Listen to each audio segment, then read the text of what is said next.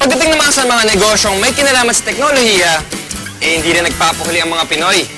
Tulad ng mga cellphone reloading station na talaga namang connect na connect sa kanilang mga suki. Sa panahon ngayon, isa na nga sa pangunahing pangangailangan natin ang cellphone. Kaya dapat lagi itong may load. At dito nakasilip ng pagkakataon ang iba nating mga kababayan para kumita.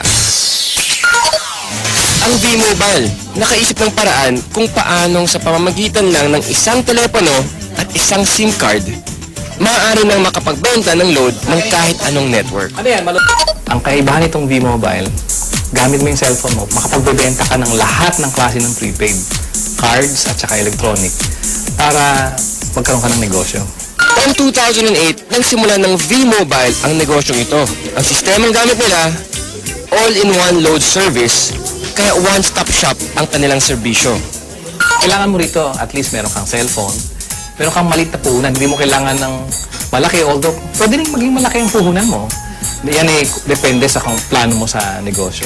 Kung gumagamit ka ng internet, napakasimple lang gagawin mo. Punta ka sa aming www.loadextreme.ph. Tapos pag nakita mo na itong website nito, diba, yung online loading, kiklik mo, lalabas dyan yung aming dialog box. I-enter mo yung account mo, papasok mo. So, in this case, pipiliin ko na lang, papasok ko yung aking sikretong PIK. Tapos mamimili ako ng produkto. Tapos, lalagay ko yung cellphone number.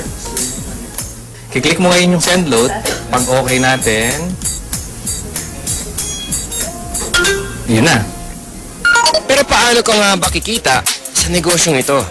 Halimbawa, may magpapaload sa iyo ng 100 pesos. Ang mababawas sa load wallet mo ay 90 pesos lang. Ibig sabihin, may 10 piso kang kita sa bawat 100 na i-reload mo sa iyong customer.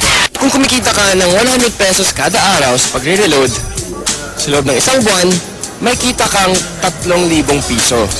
Anip, tulad ni Peewee, na nakatuwaan lang daw noong una ang reloading business. Kasi nagulat kami, nung nag-start kami noon, magbabarkada lang kami. So every night magkakasama kami. Nakakatuwa.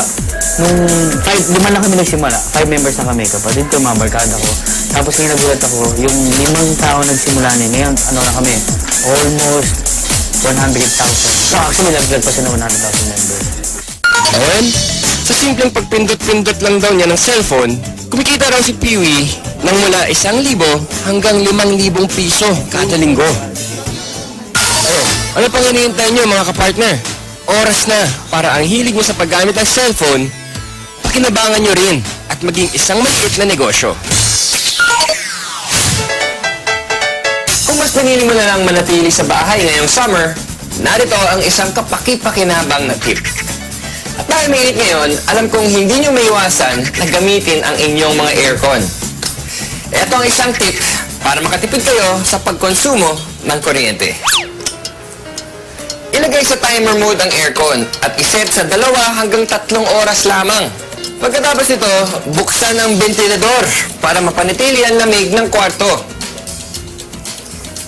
May enjoy mo na ang lamig, makakatipid ka pa. O di ba? Pwede naman eh. Kaya mga kapartner, tandaan, dapat maging wais all the time. Ano bang masasabi natin? Wala akong masabi talaga.